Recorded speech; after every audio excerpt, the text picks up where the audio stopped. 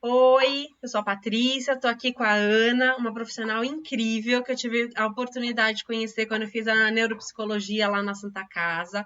A Ana é psicóloga também, pedagoga, neuropsicóloga, tem anos de experiência aí com educação infantil e ela veio falar um pouquinho aqui com a gente hoje sobre a aprendizagem, sobre alfabetização.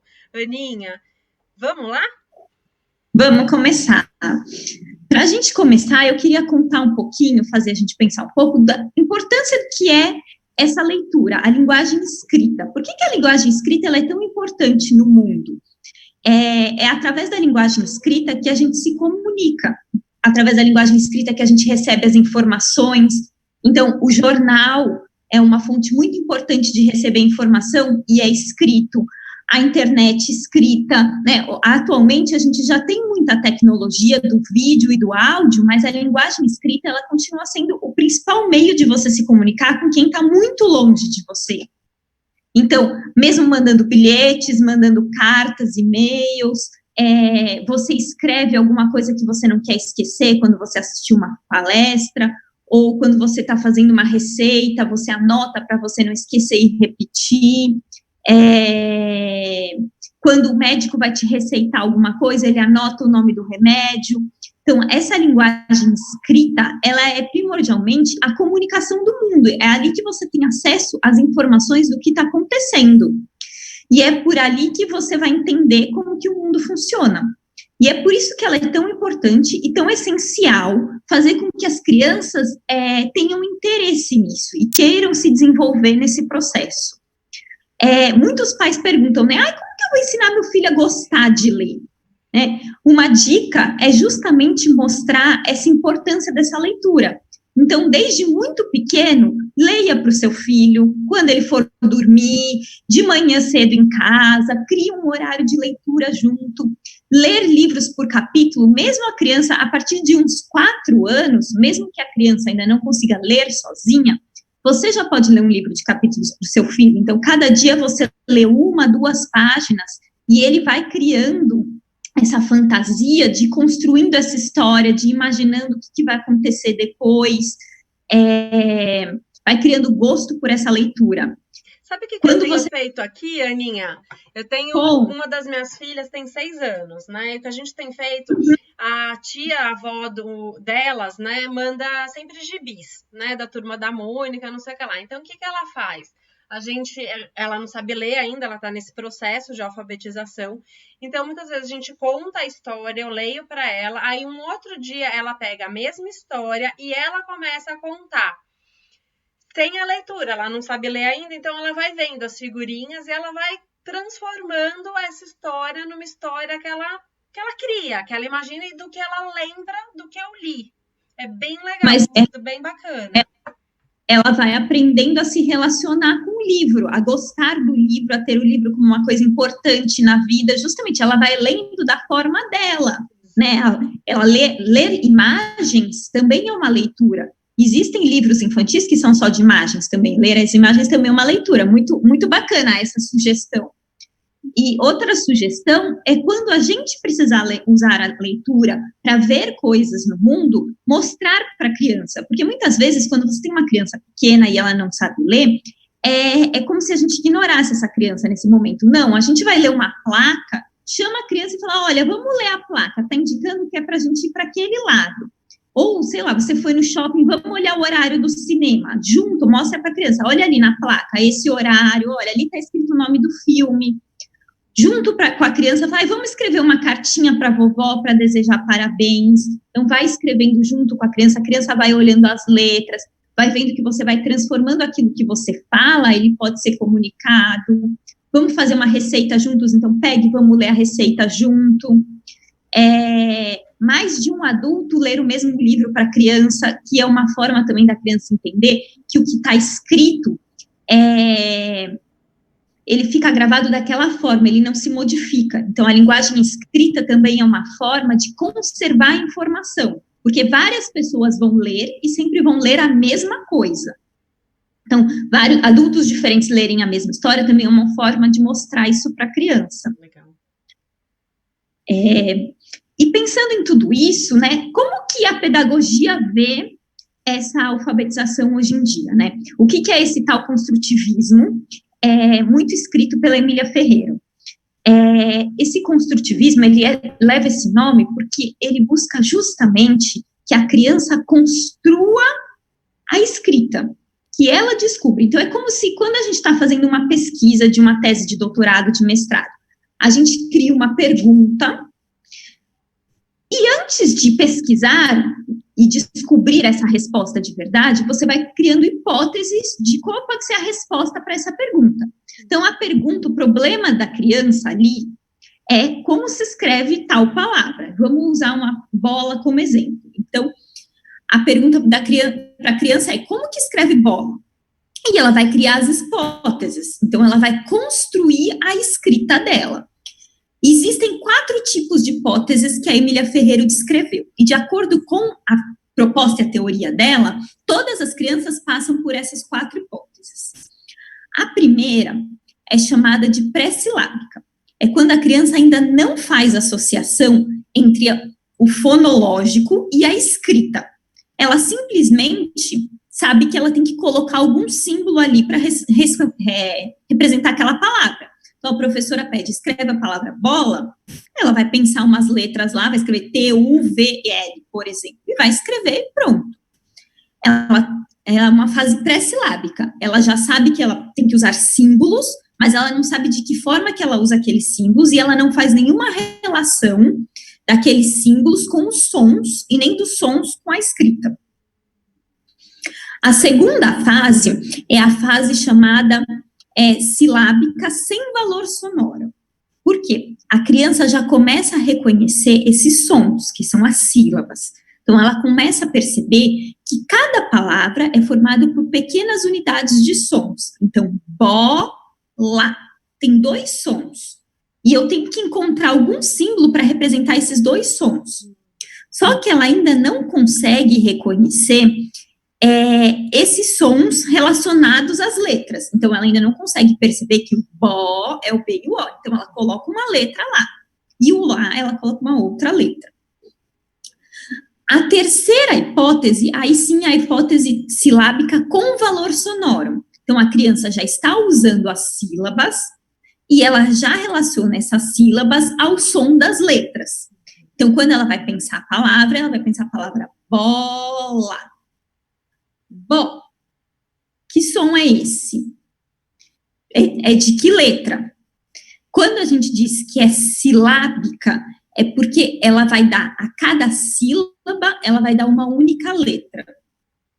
Geralmente, as crianças começam colocando as vogais, porque as vogais, elas têm um som mais forte, e elas são menos letras para a criança ter que decorar o som. Então, geralmente, a criança coloca bó, ó, lá, a. Então, ela vai escrever ó, a. A quarta hipótese é a silábica alfabética. É quando ela está na transição da silábica com valor sonoro para ser alfabética, que a alfabética é quando ela já está escrevendo. Não que nesse outro processo ela não esteja escrevendo, né? Ela está construindo as hipóteses dela, então ela está escrevendo da forma dela, mas ela não está escrevendo da forma convencional, né? Que os outros consigam ler e compreender exatamente o que está escrito. Minha filha me manda mensagens, né, do tablet dela, e ela escreve um monte de letra, um monte de coisa. Eu falo, filha, o que está escrito aqui? Ela fala assim, é a minha escrita, mamãe, eu te conto o que é. Então, ela tá construindo a forma dela. Então, ela está dentro dessas hipóteses, ela está ainda num momento que ela está ainda construindo a hipótese dela de como se forma. E é muito importante, nesse momento, valorizar isso, dizer que é para ela escrever do jeito dela, para que a criança não tenha medo de escrever, para que a criança não tenha medo de errar, que ela não fique com baixa autoestima, que ela acredite que ela consegue. Nesse processo, falar que é o jeito dela é muito importante. E dizer que não tem problema errar, que ela pode fazer como ela tem vontade. E então, eu estava falando do silábico alfabético. Então, ela está nesse meio termo entre uma e outra. Então, ela já percebe que a sílaba é mais do que uma letra, mas nem sempre ela consegue reconhecer as 2 letras. Então, algumas sílabas ela escreve com 2 letras, algumas sílabas ela escreve com uma letra. E quando ela já consegue reconhecer as duas letras de todas as sílabas, mesmo que ela ainda tenha alguns erros ortográficos, o que é muito comum, no começo, por exemplo, as crianças escrevem muito K de casa com K, por causa do som, e isso é muito comum, escreve escola com I no começo, por causa do som. Mesmo assim, essa criança, ela é considerada alfabética, porque ela já está, já construiu qual que é o processo, o mecanismo de escrita.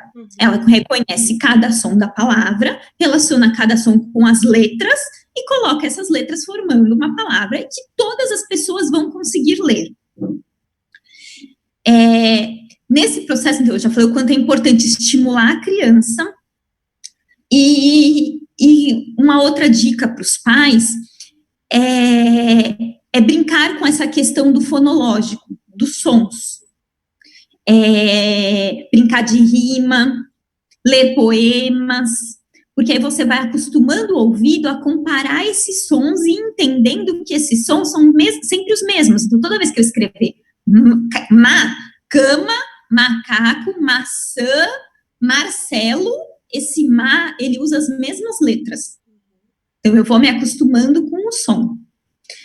Então, pensando nessas relações e tudo isso que a gente constrói para conseguir fazer a escrita, o cérebro, ele tem que ter uma maturidade, tem que ter uma maturação e todo um funcionamento cognitivo para tudo isso acontecer, né?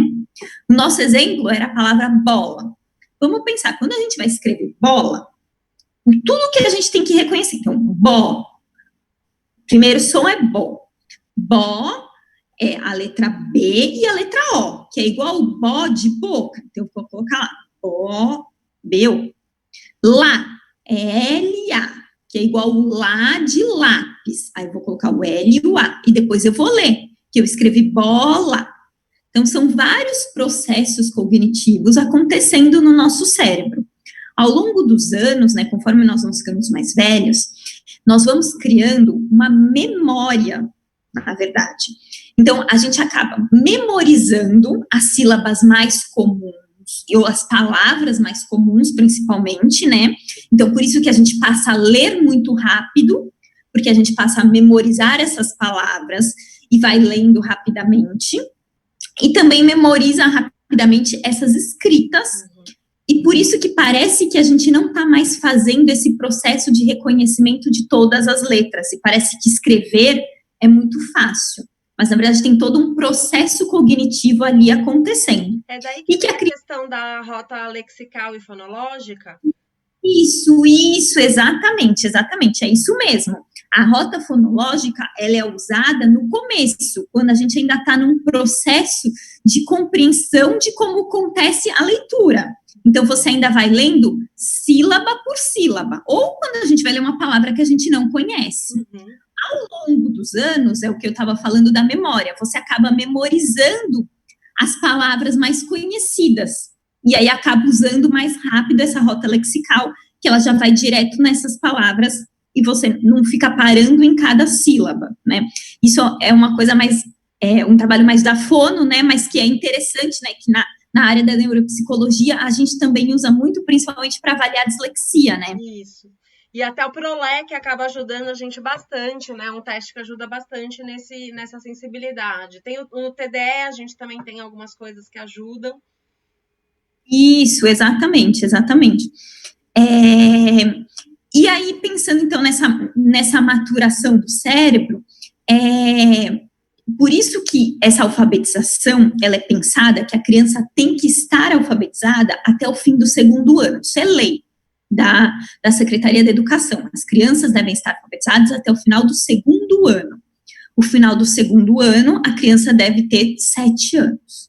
Porque é nesses 7 anos que a gente diz que as funções executivas, elas estão maturadas, elas estão funcionando, né? O que são essas funções executivas? As funções executivas são as habilidades do nosso lobo frontal, então é a última parte do nosso cérebro a ser desenvolvida, e é a parte do nosso raciocínio. São as habilidades que a gente usa para resolver problemas. Então, lembra que eu disse lá no começo, quando você dá uma palavra para a criança escrever, é como se ela tivesse um problema para resolver. Então, eu tenho que escrever a palavra bola. Para escrever a palavra bola, eu vou ter que resolver esse problema. Então, eu tenho que buscar habilidades, recursos para resolver essa palavra. Dentro dessas funções executivas, existem diversas habilidades, né, que a gente chama de funções executivas. São, entre elas, o planejamento. Então, quando eu vou escrever a palavra, eu tenho que me planejar, porque eu tenho que pensar que eu vou escrever um som de cada vez. Uhum. Tem a questão da categorização, e então eu vou aprender a categorizar os sons, a compreender que má da maçã é igual ao má do macaco. Como a gente estava falando lá no começo, para a gente que já está muito acostumado, parece muito fácil, mas para as crianças que estão começando, não é tão simples reconhecer essas combinações. As rimas, principalmente, que você procura a combinação no fim da palavra, é mais difícil ainda para a criança reconhecer.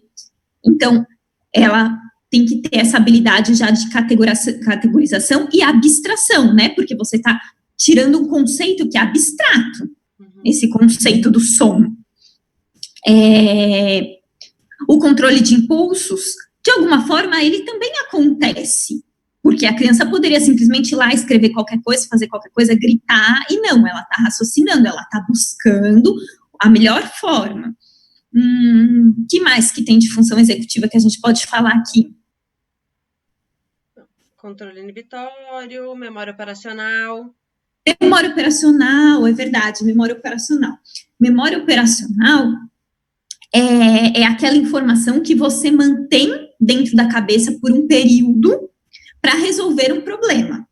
Então, é a questão das duas sílabas. Eu preciso bola, então eu vou guardar o lá dentro de mim para escrever o bó. Depois eu tenho que lembrar do lá para escrever e juntar com dó. Então, eu tenho que guardar essas informações. Geralmente, eu comentei sobre o disléxico, a criança com dislexia, ela tem dificuldade de memória operacional. Então, por isso que é muito difícil para ela ler. Porque quando você lê, você tem que ir juntando os sons. E a criança, quando ela passa para o próximo som, a criança disléxica, ela tem dificuldade de retomar o primeiro, e aí juntar essa informação.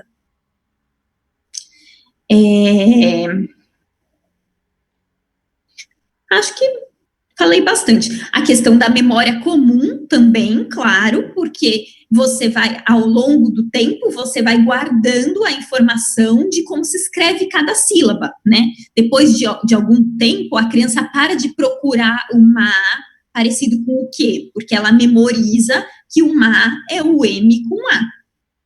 Então, ela já está guardando essa informação.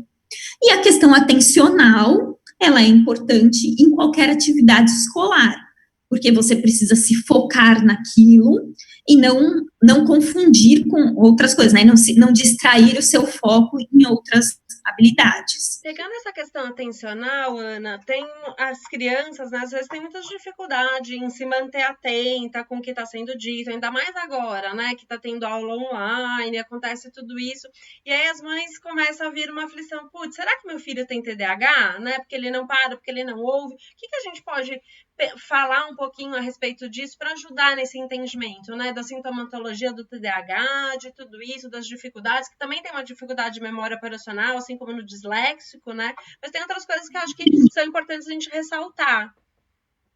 Sim, acho que o principal da questão do TDAH é permitir que ele se dê intervalos, né? Então, se a criança ela é diagnosticada com TDAH, é importante que dê intervalos para essa criança. Então, ela vai escrever, ela tem 5 palavras para escrever, ela vai escrever uma de cada vez. Ela vai escrever uma, aí ela vai descansar um pouquinho para escrever a segunda, para escrever a terceira, para escrever a quarta.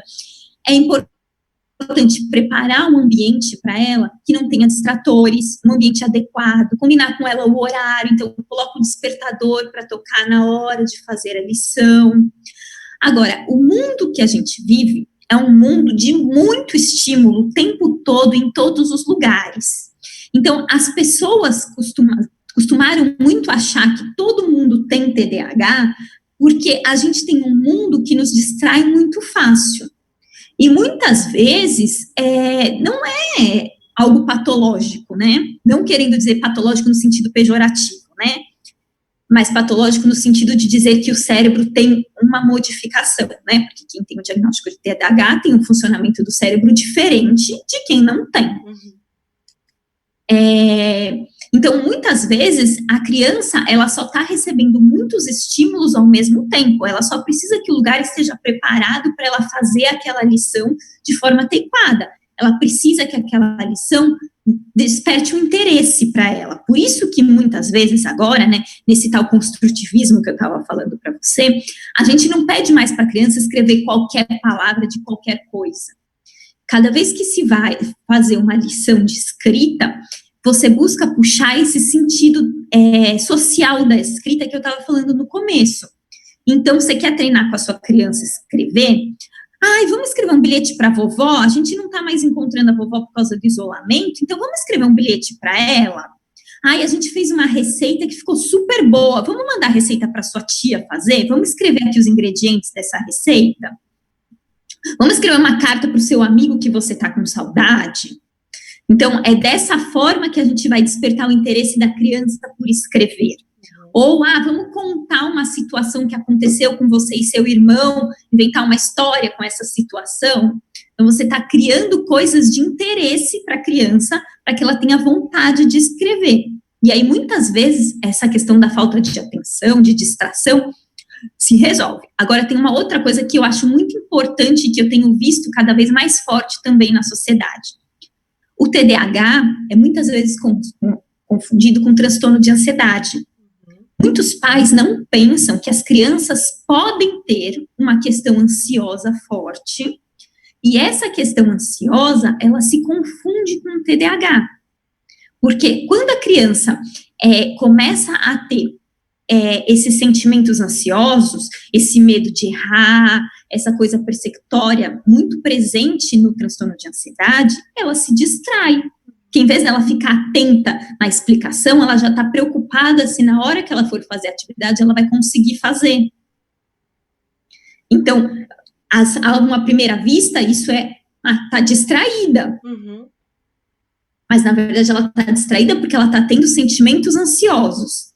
Então, é muito importante, acho, durante todo esse processo de alfabetização também, estar muito perto da criança, os pais, e dar um acolhimento emocional também para a criança.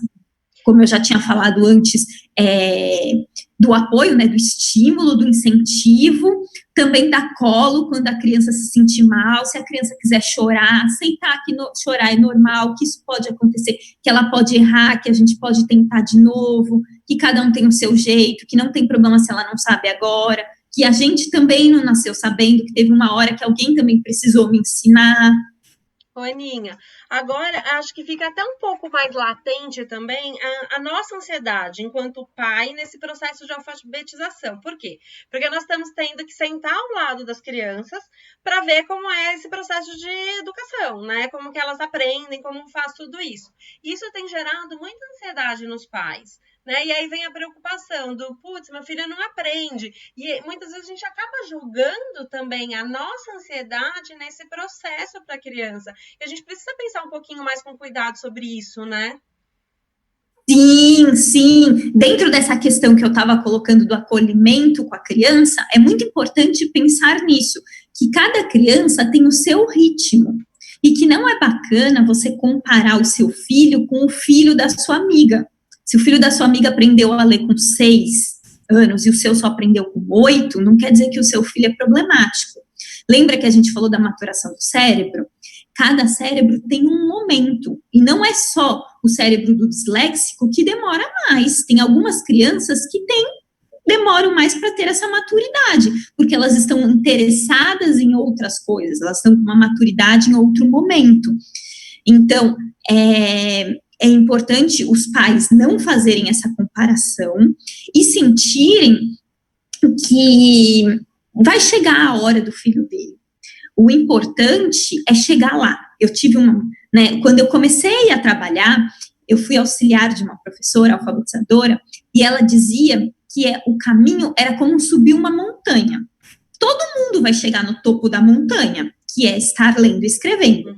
Mas cada um tem o seu jeito de subir a montanha e o seu tempo para subir a montanha. E não tem problema se um demora mais e o outro demora menos.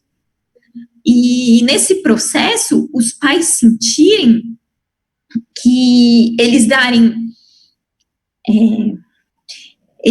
esses recursos para a criança que eu comentei, de falar sobre a função social da escrita, de ler junto com a criança, talvez seja muito mais forte, mais importante, mais prazeroso, do que fazer chamada oral, do que fazer ditado, do que fazer a criança ficar decorando sílabas, letras, que talvez isso nem faça sentido para a forma como ela está aprendendo na escola. Eu sei que ainda existem escolas que alfabetizam do método tradicional, eu respeito, cada um tem existem diferentes linhas pedagógicas, como existem diferentes linhas psicológicas, mas o pai precisa conhecer como é a linha da escola do filho dele, porque às vezes ele está forçando uma coisa que a escola nem está trabalhando e nem está exigindo isso. Geralmente, a escola que trabalha com construtivismo, ela não exige que a criança saiba falar o alfabeto. Ela conhece todas as letras. Se você mostrar a letra e perguntar que letra é essa, ela sabe, mas ela não precisa saber falar na ordem. Como uma chamada oral, como a gente fazia como era criança. Isso acaba até sendo um cuidado que os neuropsicólogos hoje precisam ter, né? Quando fazem a avaliação de criança em idade pré-escolar, né, Ana? Sim, com certeza, porque às vezes a gente acaba exigindo coisas da criança que a escola já não está mais exigindo daquela forma, daquela maneira, né?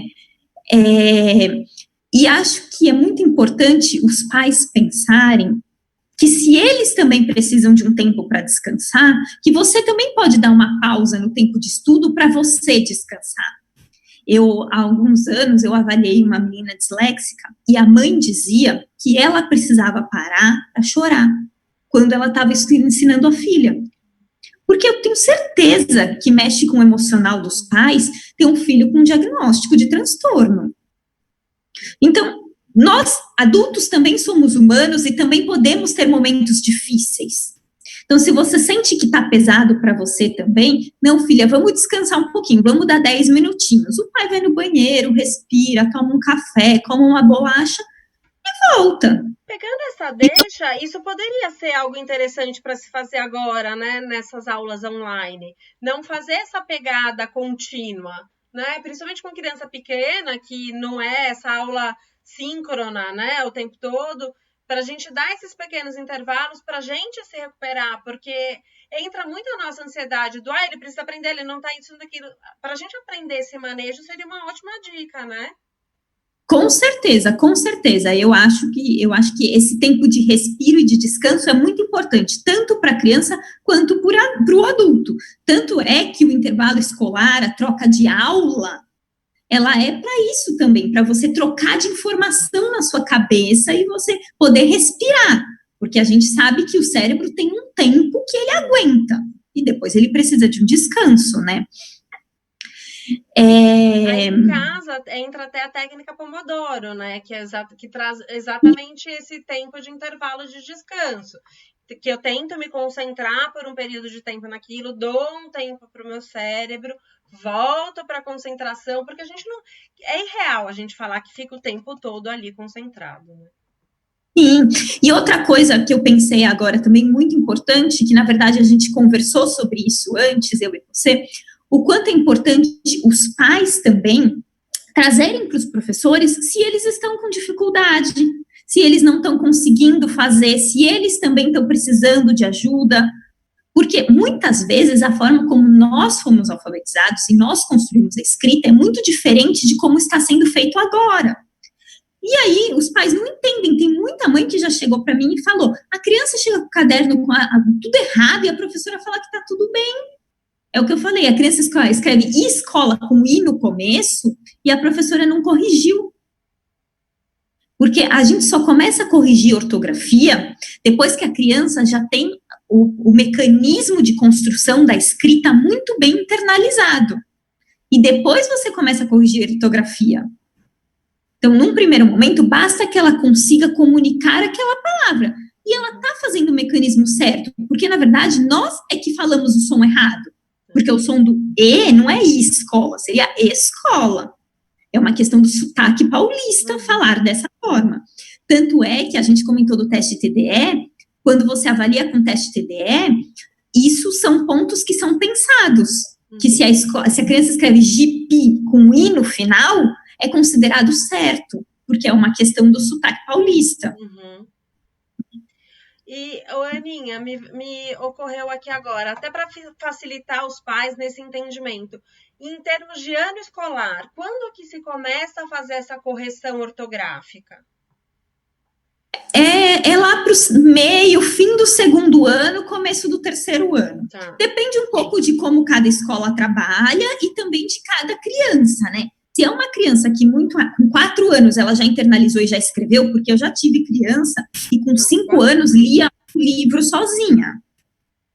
É possível que a professora já comece com essa criança a buscar que ela corrija esses erros ortográficos. Agora, uma criança que teve mais dificuldade, que só começou a construir palavras no fim do primeiro ano, por que eu vou ficar forçando uma coisa que já é mais para frente para ela? Então, é muito pensando nessa questão que a gente falou também, de respeitar o tempo de cada criança. A gente não fala que a gente tem que respeitar o tempo das pessoas, a forma das pessoas serem, das pessoas falarem, e por que a gente não pode respeitar as crianças também, né? Eu tenho um amigo professor que sempre usa um exemplo muito bacana. Quando um adulto cai no chão, todo mundo vai correndo a ajudar. Ai, tá tudo bem, você se machucou, você precisa de ajuda. Quando uma criança cai no chão, todo mundo fala, ai, não foi nada, levanta. Por que para a criança não pode ter o tempo dela, ela não pode ter o sentimento dela? Então, se você pode ser gentil com o adulto, você também pode ser gentil com a criança, né? Claro que a gente não pode exagerar e construir coisas grandes, né? Tornar dramas maiores das crianças, mas a gente também tem que ouvir os sentimentos da criança. Com certeza. E em termos de jogos, de atividades, para estimular essas funções, né, executivas, você tem dicas?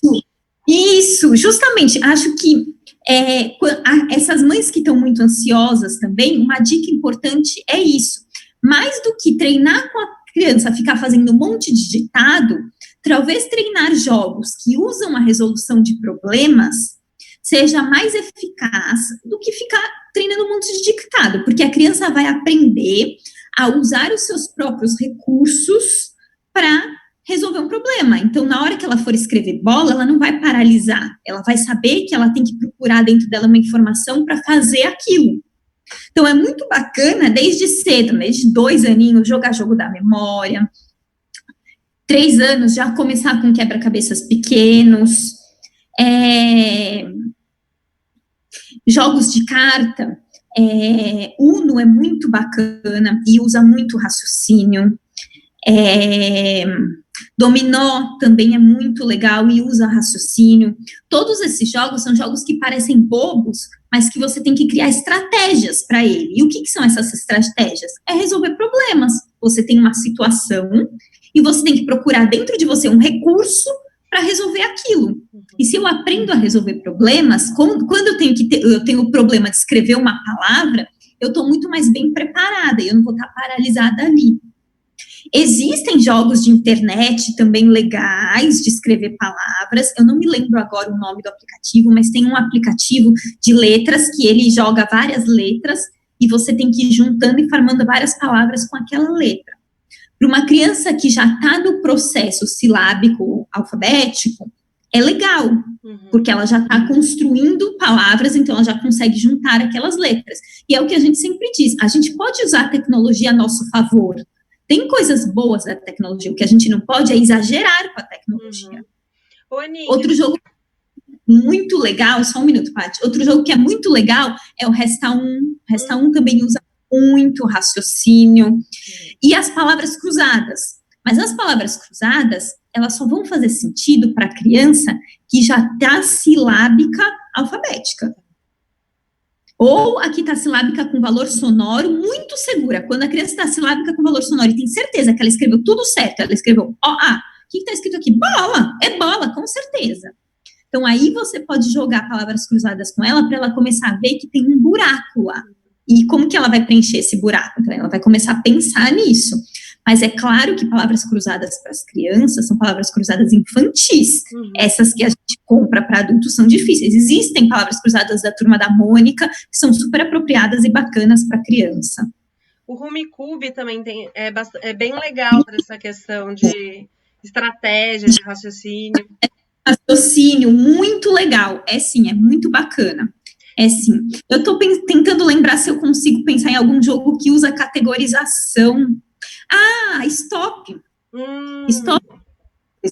Porque você vai ter que separar o que são cores, o que são frutos, o que são flores.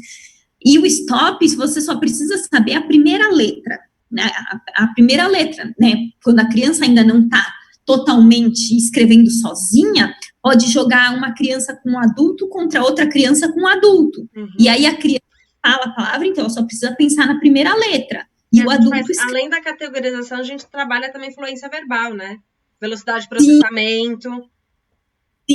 Sim, Stop é um jogo muito legal. Recentemente eu recebi até uma dica de um aplicativo que para jogar Stop, eu achei bem legal. Muito legal, eu não sabia que Depois existia. Eu vou deixar até o link nos comentários para quem tiver interesse. Eu vou te passar depois o link daquele aplicativo que eu te falei também. Então, é isso, é usar a tecnologia a nosso favor. A tecnologia tem coisas boas que a gente pode usar. E uma coisa que é legal também é criar coisas em casa, é construir coisas com seu filho. Então, o jogo da memória, você pode criar em casa. Então, vocês fazem desenhos que a criança desenha, vocês recortam, colam em cartolinas e jogam.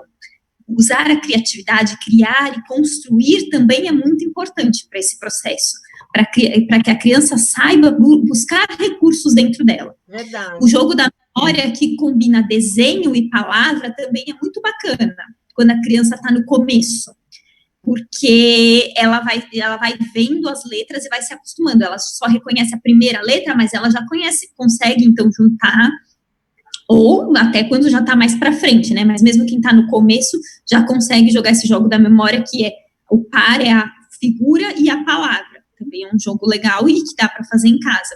E construir Lego também é maravilhoso, né? Porque Lego usa muito o raciocínio. Ótimo. Antes da gente finalizar, eu queria te fazer uma pergunta. Quando que é um bom momento, né, para a mãe, para os pais mandarem para uma fonoaudióloga? Quais são os sinais que, de repente, a gente percebe que realmente tem uma dificuldade, que é importante um auxílio psicopedagógico ou fonoaudiológico? Eu acho que a gente tem dois momentos. Um primeiro momento seria o auxílio fonoaudiológico por uma questão de linguagem falada. Isso seria com uns 3,5, 4 anos, porque uma criança que recebe bastante estímulo de casa e da escola, é esperado que com uns 2 anos ela já esteja falando. Claro, ela não vai ter uma linguagem fluente, construindo palavras e frases maravilhosas, mas ela já vai estar sendo capaz de se comunicar. Então, se 1 ano depois disso, com 3 anos, essa criança ainda não está conseguindo se comunicar, então, é bom procurar a fono por uma questão de linguagem falada. Tá. A linguagem escrita, ela começa a ser trabalhada com 4 anos, essa função social que a gente falou da linguagem, e aos 5 anos, a escrita realmente. Geralmente, se espera 1 ano, então, no começo do primeiro ano, porque aí a criança já teve 1 ano de trabalho, e viu que nesse 1 ano ela realmente não conseguiu evoluir, né? A gente costuma dizer que a gente consegue diferenciar o transtorno da dificuldade de aprendizagem justamente aí. A dificuldade de aprendizagem é uma criança que teve intervenção e ela conseguiu. A criança com transtorno, ela teve muitas intervenções e ela continua do mesmo jeito. E aí, você pode procurar uma avaliação neuropsicológica, uma psicopedagoga. Nós, como neuropsicólogas, vamos ser muito suspeitas em dizer que a avaliação neuropsicológica, ela é magnífica. Ela vai te trazer diversos recursos para entender o funcionamento da sua criança e o que ela vai precisar de melhor ali, né, um atendimento psicopedagógico, um atendimento fonoaudiológico, uma professora, um reforço particular. Agora, um diagnóstico de dislexia, um diagnóstico de TDAH, um diagnóstico de autismo, esse diagnóstico, ele não vem com essa idade. É muito comum a gente receber demandas, principalmente da escola, quando o comportamento é um pouco mais hiperativo, quando tem algumas coisas nesse sentido, é comum ser solicitada a avaliação neuropsicológica. O que a gente faz, né? A gente tem hoje instrumentos, a gente tem o som R, que ele vem numa abordagem mais não verbal, a gente tem instrumentos que nos ajudam a ter esse norte, né? Mas por conta do processo de maturação, muitas vezes a gente tem indícios de comportamento. Isso fica um pouco mais difícil a gente conseguir fechar um diagnóstico, fazer uma sugestão diagnóstica, né? Mas acaba sendo bastante importante para entender até um diagnóstico diferencial no sentido. Muitas vezes pode ser um transtorno de ansiedade, pode ser questões emocionais, pode ser um monte de coisa. Então, a avaliação neuropsicológica nessa fase, ela acaba ajudando muito nesse sentido. Então, a gente não tem os mesmos recursos, a gente não consegue avaliar as mesmas funções, né, com toda a propriedade que a gente consegue a partir de 7 anos. Mas a gente consegue ter, sim, um desempenho de como é esse funcionamento neuropsicológico, até para ver essas etapas de alfabetização, de uma série de coisas. Minha filha, ela fez a avaliação neuropsicológica com 5 anos. Né? Porque ela tinha alguns problemas de linguagem, então eu acabei optando por fazer a avaliação neuropsicológica nela para entender essas questões, desses atrasos, até então eram na linguagem falada, né? Então eu fiz a avaliação neuropsicológica porque eu achava alguns comportamentos estranhos e eu solicitei e pedi.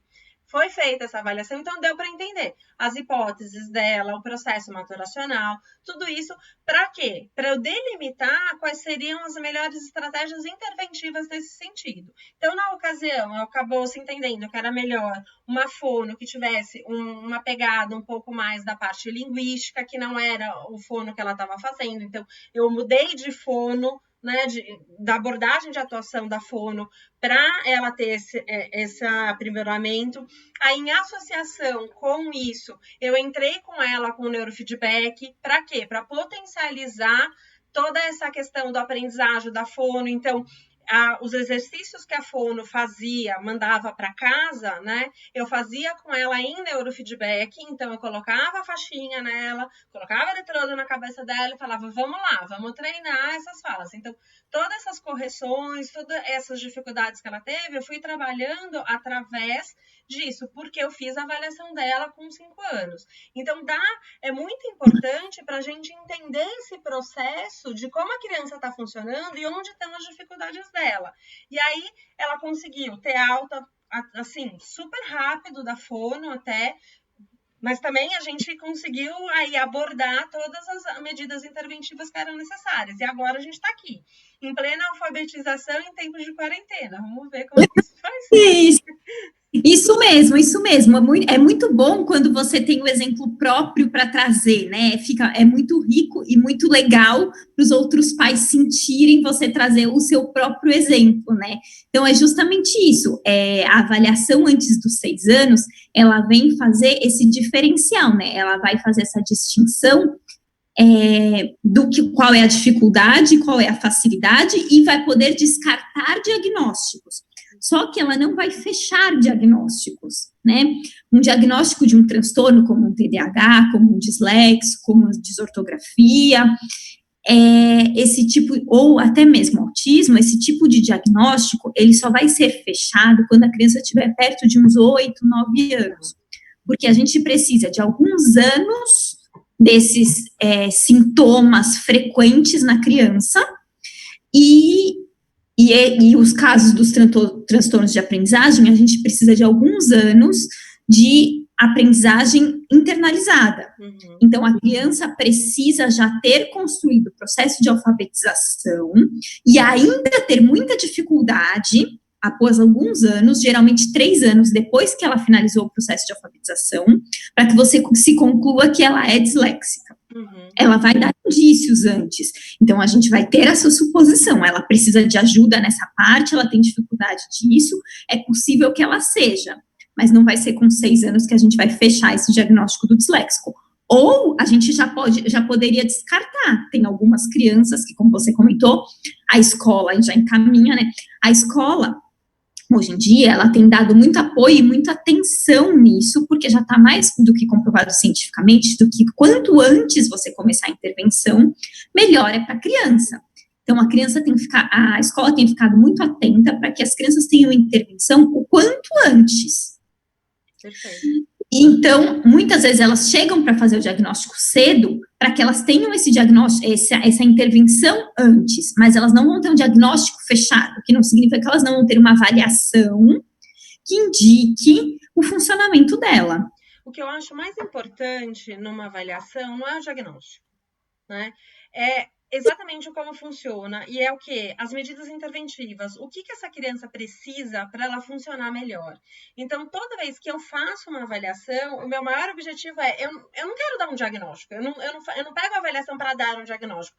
O diagnóstico é uma consequência, muitas vezes, do que está sendo encontrado ali. Mas o que mais me preocupa em fazer uma avaliação neuropsicológica é o que pode ser feito por essa criança ou por essa pessoa para que ela tenha um potencial melhor, para que ela atinja um potencial melhor. Então, esse é o grande ganho, né? Então, sempre que notar dificuldades, isso, vá atrás, vá buscar uma avaliação, vá fazer alguma coisa para entender como que podem ser minimizados as dificuldades que ela vem enfrentando, para que, de repente, essas perdas e essas intervenções lá na frente fiquem menores, tenha um ganho para que não seja necessário tantas medidas interventivas depois. Vamos acompanhando, né? Minimiza bastante coisa, né? Sim, com certeza, com certeza. A gente já falou tanto, não sei, faltou alguma coisa aqui para a gente falar? Não, acho que foi muito bom a conversa, a gente trocou bastante informação, deu muitas dicas ao longo da conversa, né? Então, acho que foi muito bom. E se vocês precisarem de qualquer dica, de informação, que alguma coisa que vocês queiram aprofundamento, é só escrever lá nos comentários que a gente responde depois. Vai ter tanto os meus contatos quanto o contato da Ana. Qualquer coisa aí a gente fica à disposição. Né, Aninha? Isso mesmo. Contem conosco e foi muito bom a conversa. Obrigada, gente. Até a próxima. Tchau, tchau. Nós tínhamos falado sobre a técnica Pomodoro e eu trouxe aqui o slide, né, que fala como funciona a técnica, né? Então, tem essa questão de você selecionar uma das tarefas que tem na sua lista de tarefas e aí você dedica-se a ela com bastante atenção por 25 minutos nessa tarefa. Faz uma pausa de 5 minutos, inicia outro ciclo, né, mais 25 minutos de dedicação com 5 minutos de pausa, e após 4 vezes dessa técnica, né, fazendo essa dedicação com 5 minutos de pausa, você faz uma pausa maior de 30 minutos, né, e aí você inicia outro ciclo Pomodoro, e assim você vai fazendo para conseguir manter esse foco atencional. Funciona exatamente nesses minutos para todo mundo? Não necessariamente. Cada pessoa é uma pessoa, cada cérebro é um cérebro. Então, pensando em tudo isso, é importante que você faça os ajustes necessários. Então, 25 não está funcional? Diminui um pouquinho, tenta fazer com 20, com 15, principalmente crianças que têm dificuldade, né? Algum transtorno de TDAH, alguma coisa nesse sentido, pode sentir um pouco mais de dificuldade de manter esse foco atencional. Então, pode trabalhar nessa técnica, né, nesse tempo, para conseguir atingir os resultados aí que você quer.